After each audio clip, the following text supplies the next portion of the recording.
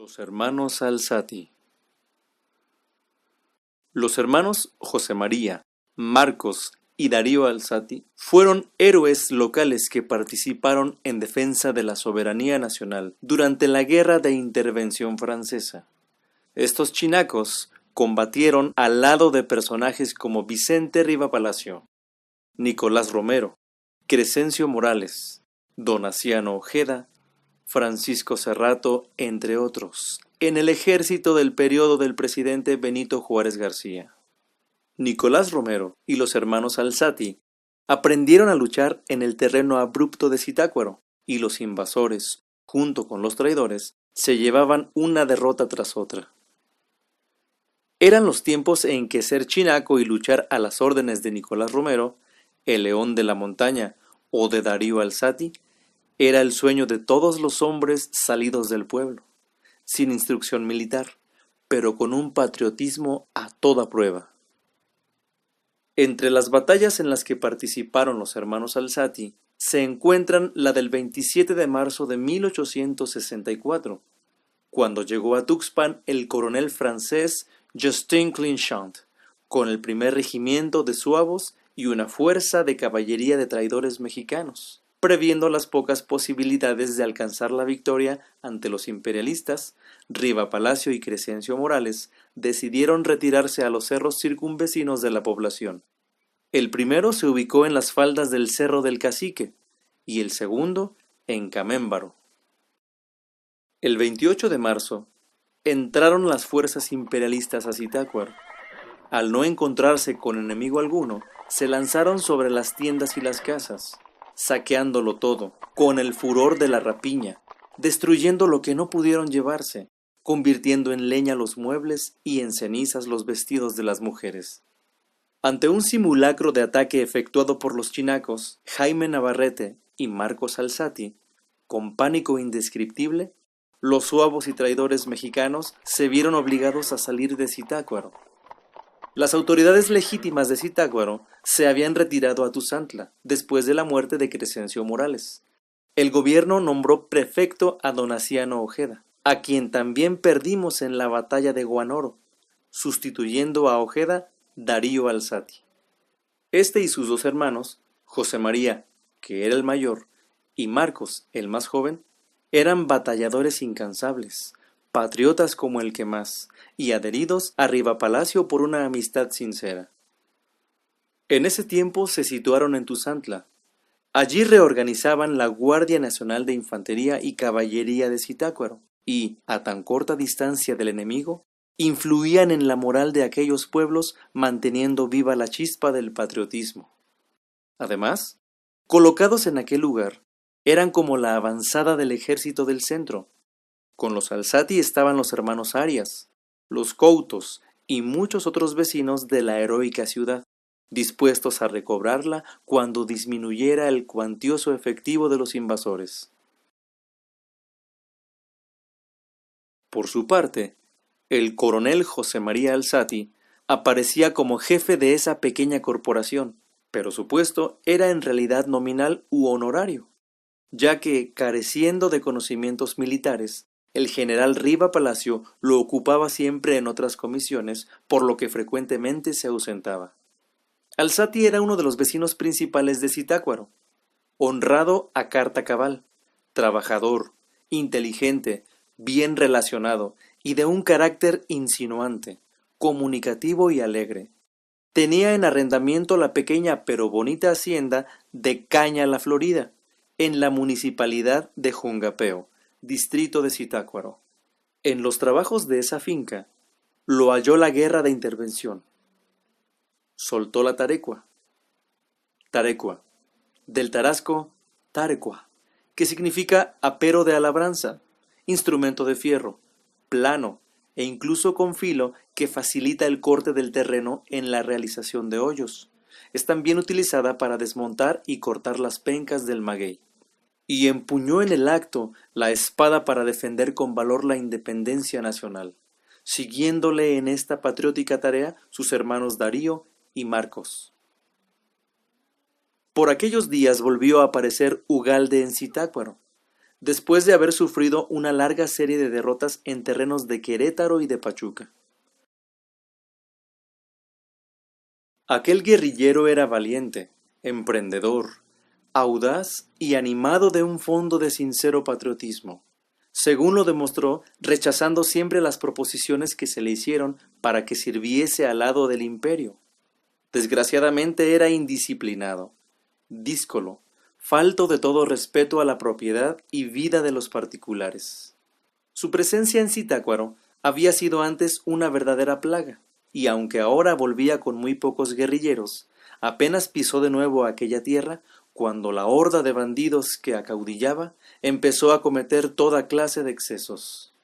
Se le consideraba como rebelde y desertor, y en este concepto, el general Riva Palacio dispuso que fuera perseguido y que si se lograba aprenderlo, fuera fusilado en el acto.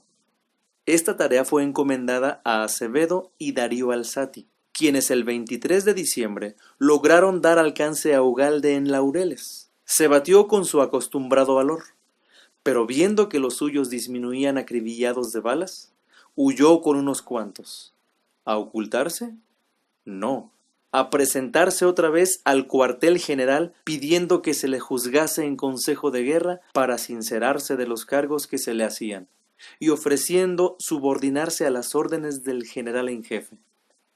Esta actitud del guerrillero y la circunstancia de que en pocos días había organizado un escuadrón bien montado y armado, compuesto de voluntarios valientes, Riva Palacio decidió aceptar las promesas de Ugalde, y en efecto, desde aquel día, fiel a su palabra, no se separó del núcleo del ejército.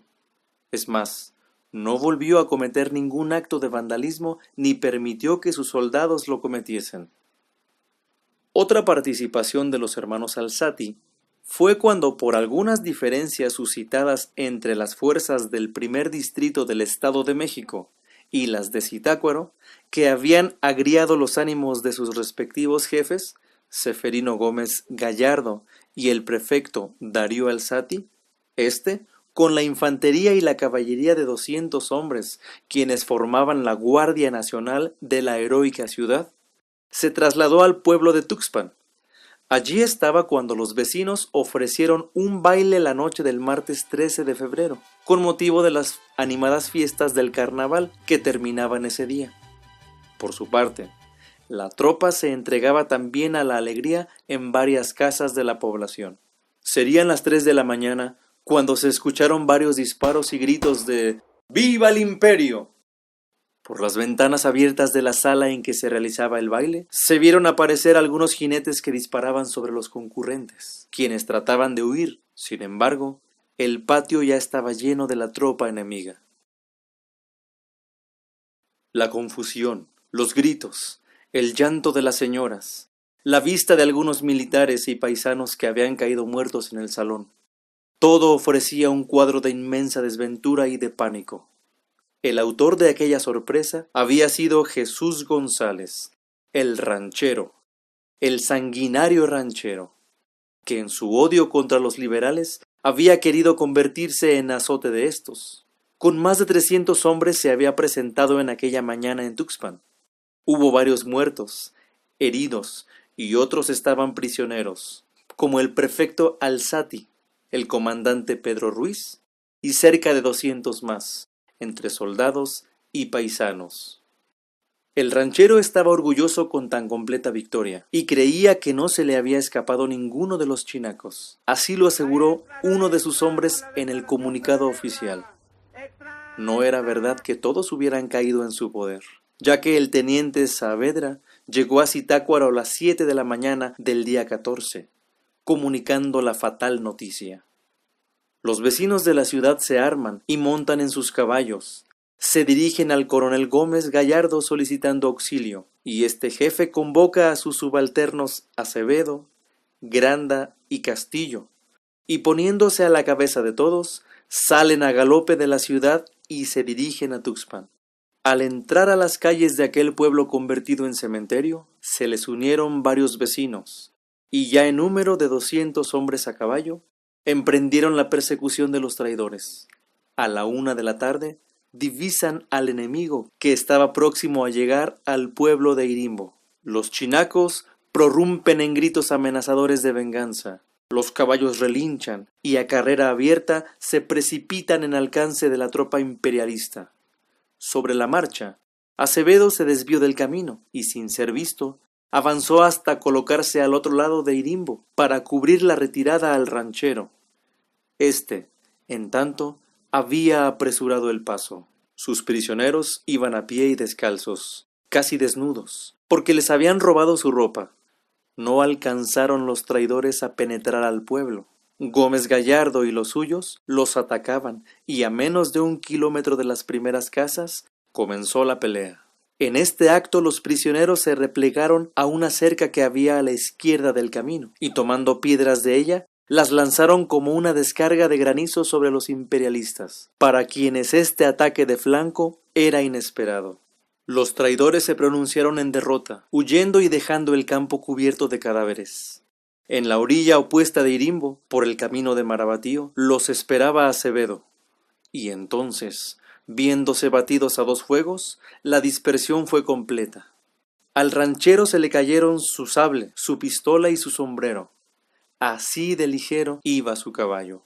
Al terminar esta gloriosa función de armas en que Ceferino Gómez Gallardo, sobreponiéndose a los resentimientos que guardaba contra Alzati, corrió a salvar a su enemigo. Los soldados de ambos los ven luego tenderse los brazos y jurarse eterna amistad. José María Alzati era el hombre de mayor confianza del general Riva Palacio, por lo cual le encomendó la tarea de conseguir recursos para la causa. A los cuantos días llegó Alzati. En su semblante triste se veía que la situación no cambiaría. Venía con el bolsillo vacío.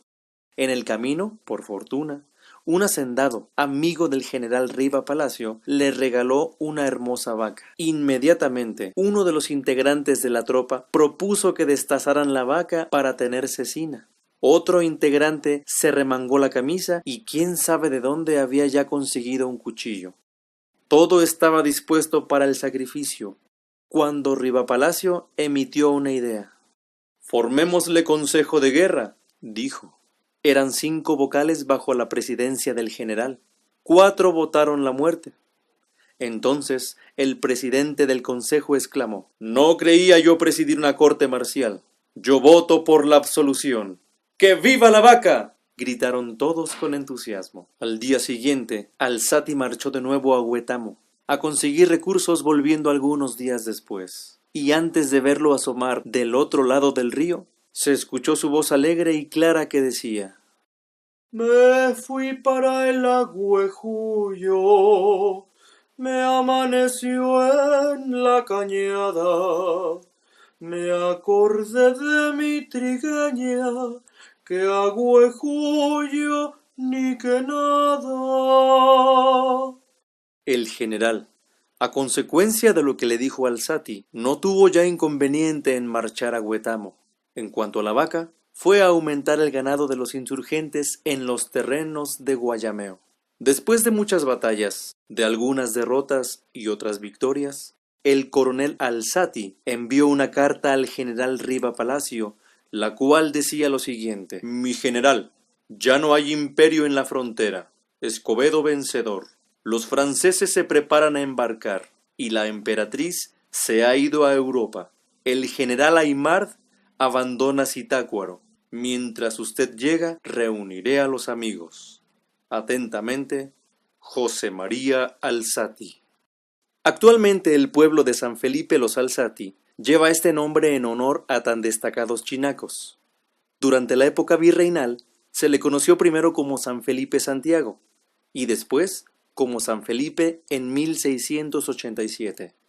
Ya en el año de 1895 se le cambió este nombre por el de Los Alzati, en memoria de los hermanos José María, Marcos y Darío Alzati, héroes locales durante la intervención francesa.